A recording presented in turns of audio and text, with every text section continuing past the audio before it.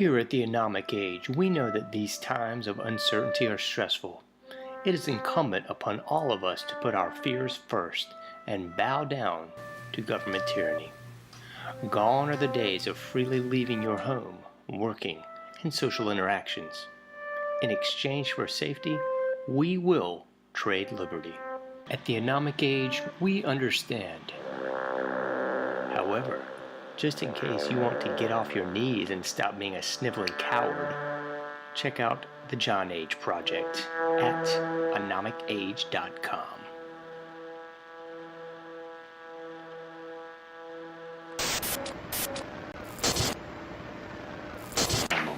Meet Ann Morrissey, who is here with her daughter, Dareth. Dareth is 17 years old. Mrs. Morrissey, I don't have to tell you that most parents would be extremely depressed if their daughter came home one day looking like this. I assume that was your response shock, anger, depression? What was it? I was extremely angry. I really went bananas. Yeah, how old was she when this happened? Possibly 13, 14 years old. We're talking like it's a disease, isn't it? Well, yeah. How did she explain it to you, Mrs. Morrissey? there was very poor communication until we went into counseling. And it almost broke up our family. But through counseling and Serena, I can understand it better. What do you understand? That she feels like she doesn't want to be like everyone else, and she wants to be her own person.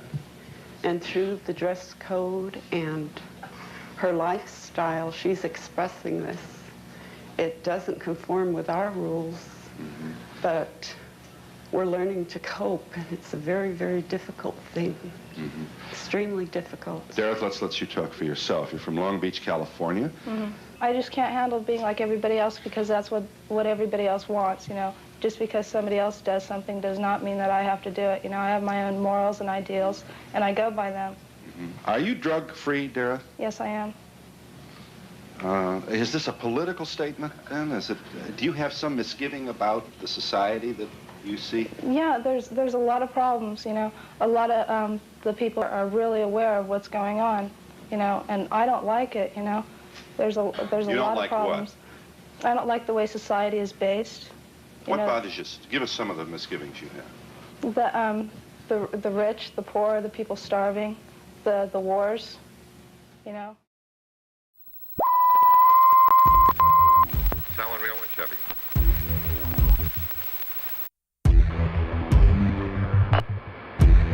Propagating truth in a world of lies. You are listening to the John Age Project.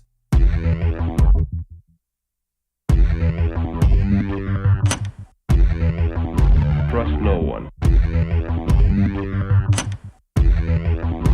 Trust no one. Trust no one.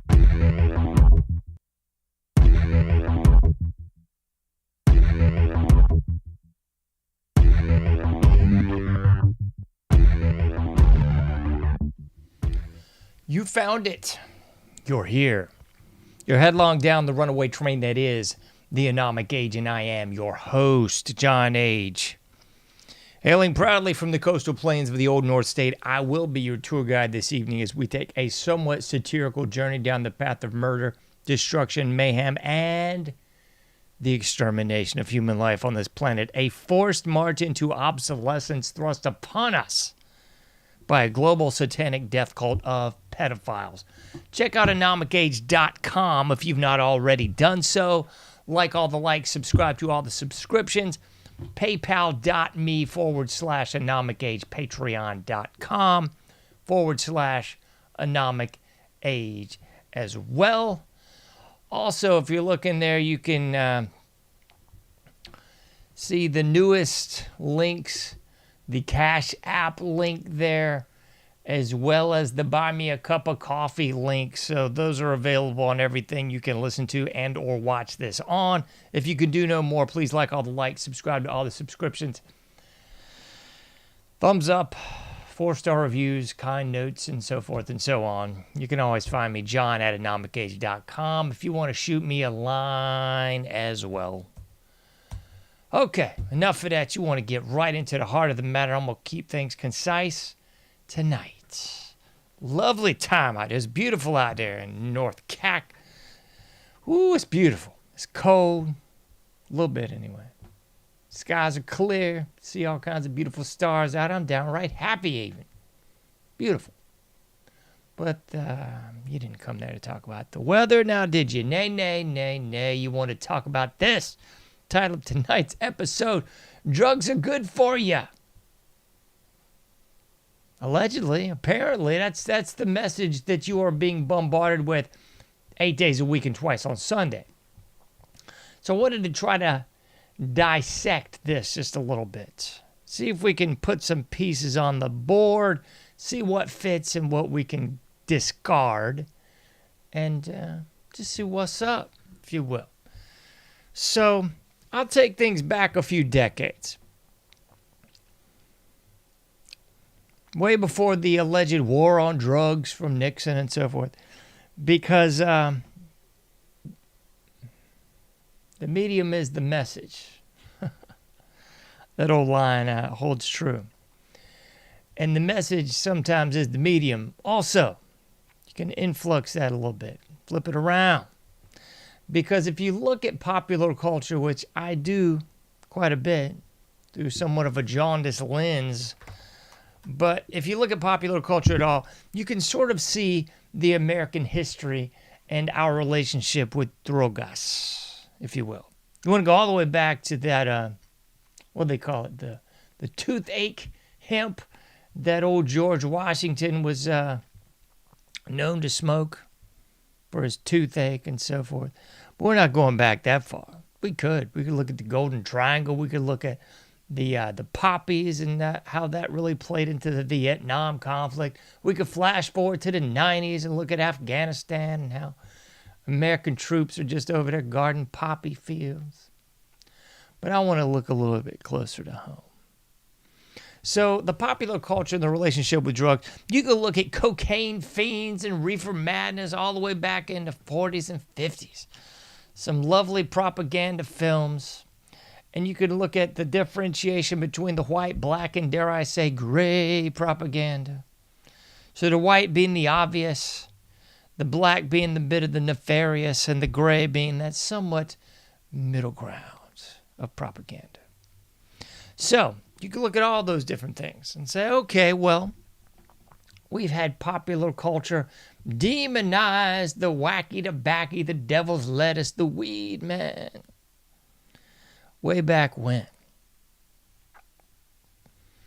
And you could also look at the booze, the temperance movements, the abolition of liquor and all that.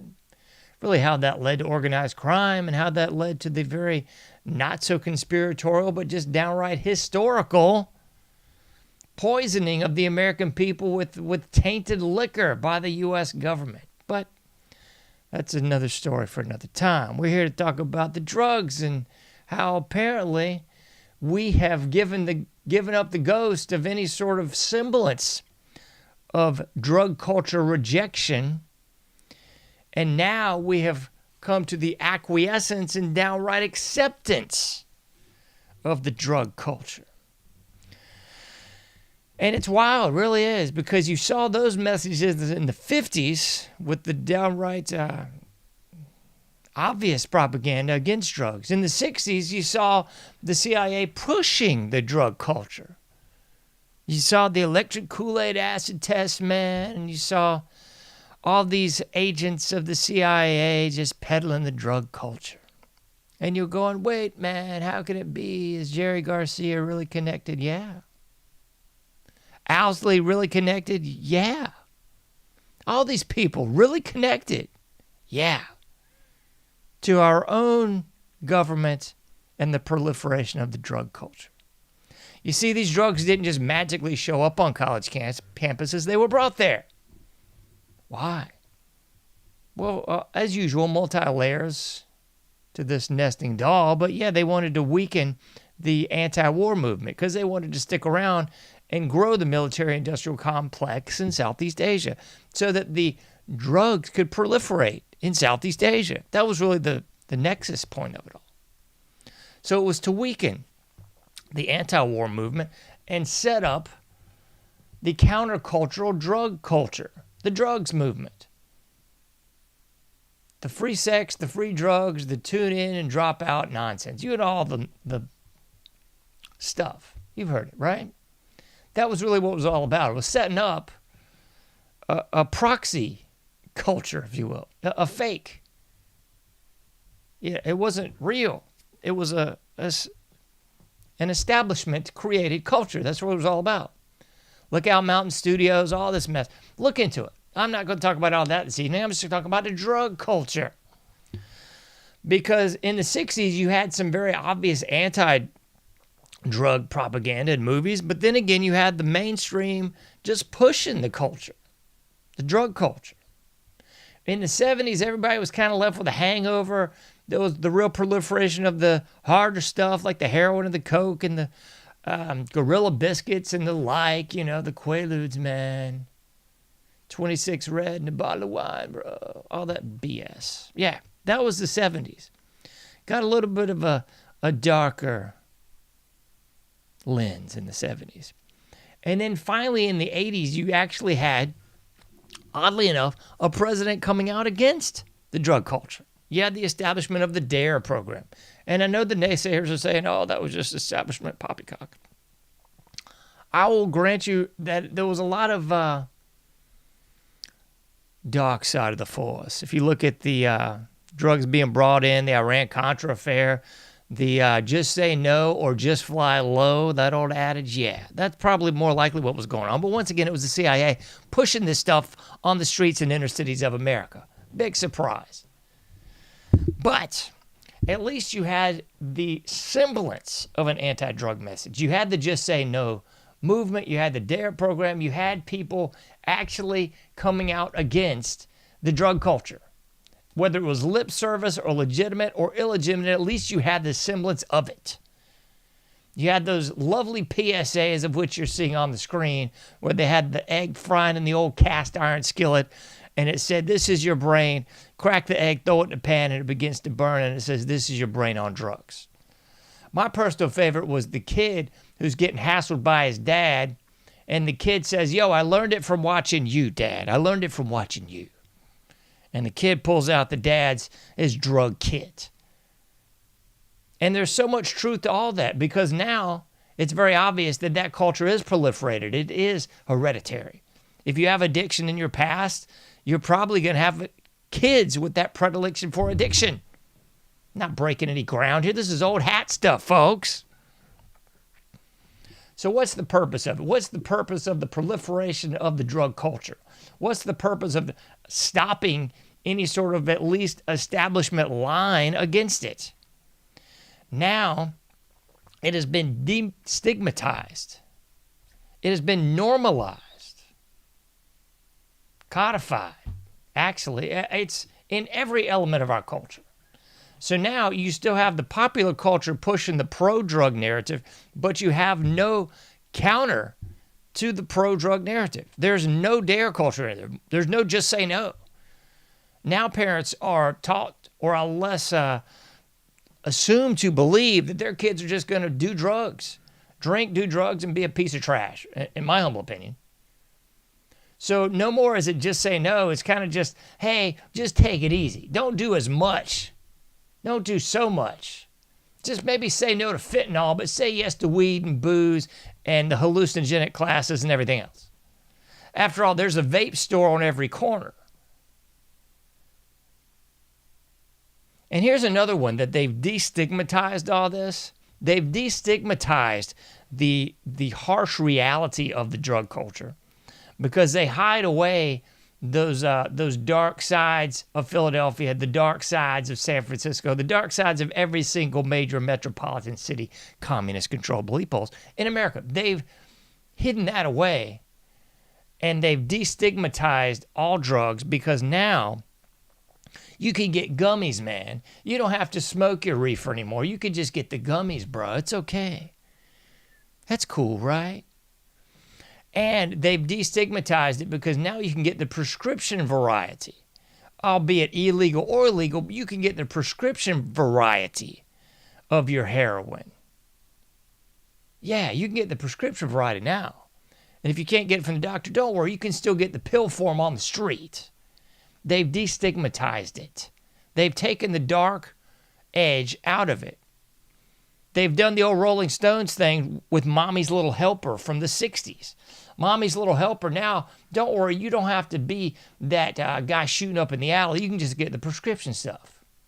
Oh, don't worry, you don't have to have your bong or your reefer or anything else. You can just get the gummies now. It's okay.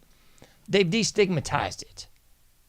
They've legitimized it. They've decriminalized it. They've codified it and put it into everybody's home, accessible to everyone at your vape shop on the corner. And there's no contra to it at all. So, why are we surprised that the drug problem in America is off the hook? Because we've normalized it. No longer is it a counterculture, it's the normal culture, it's the mainstream culture. It's, I guess, the culture you're supposed to aspire to. Because after all, every tech supergiant's microdosing, man. You got Joe Rogan and all the other mainstream podcasters saying, oh, it's going to open your third eye. It's going to cross you on over to the other side, man, a la Jim Morrison. A la the Doors of Perception book that the Doors name actually came from, right? So, you shouldn't be surprised that this stuff is off the hook, the drug problem. And it goes hand in hand with the mental problems, folks.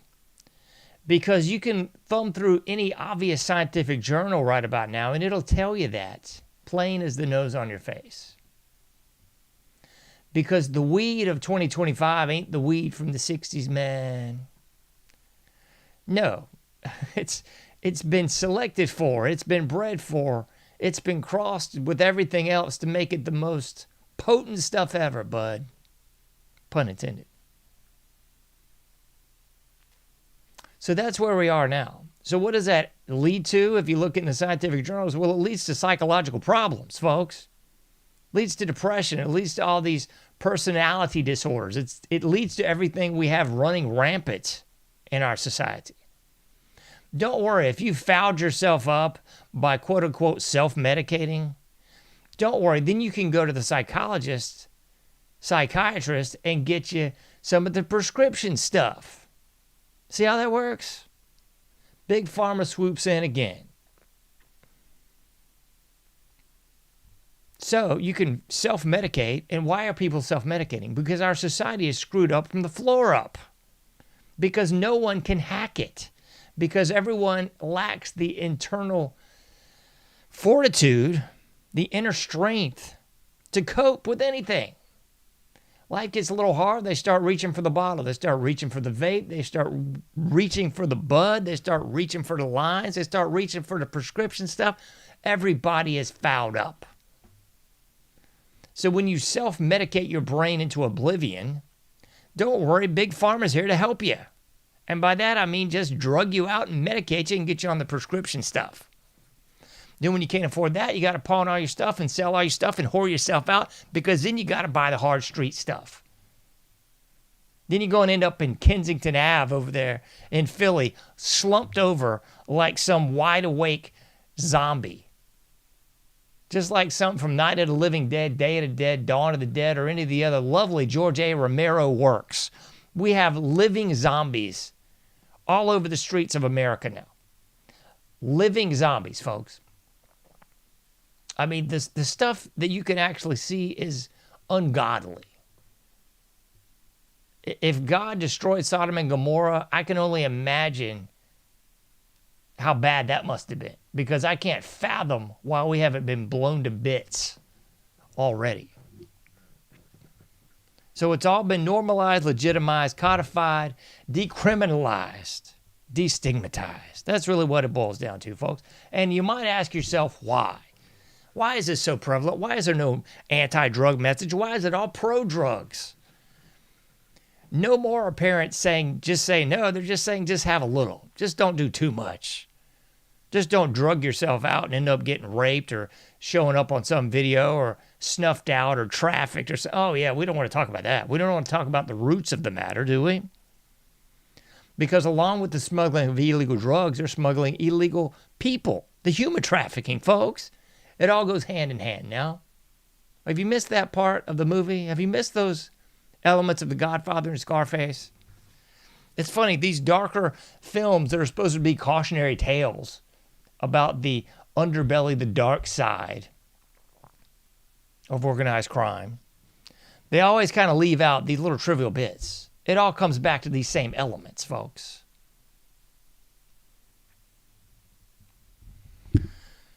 So the dark side is real, and the real reason why none of this is getting the Contra anymore is because they want you dead. I can't say it enough. Say it with me, class. They want you dead. They absolutely, positively, unequivocally want you dead.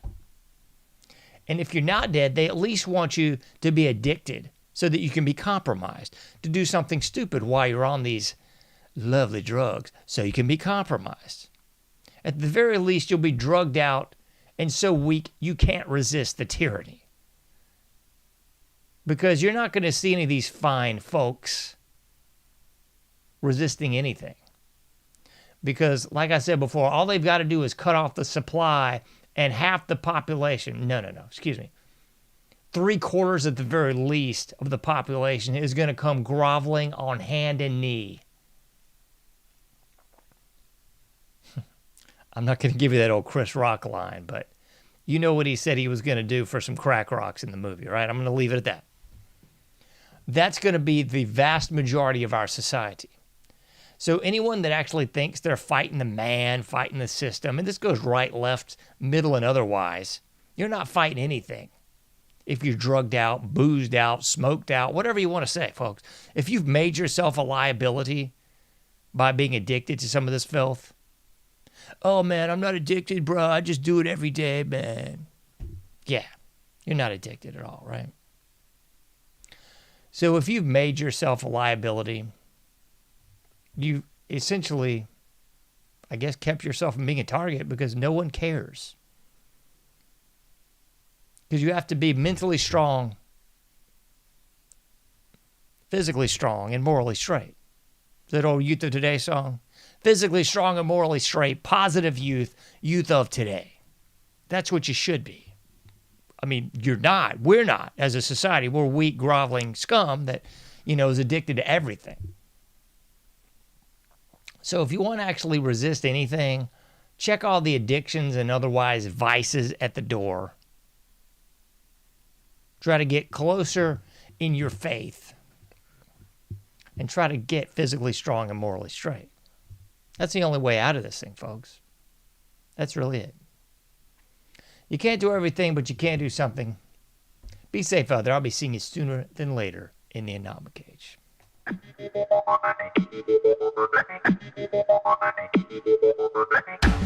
Thank you for listening to The Anomic Age, a John Age project. For past shows, further info, and to comment, go to anomicage.com. That's ANOMICAGE.com. Till next time, thank you for listening to The Anomic Age.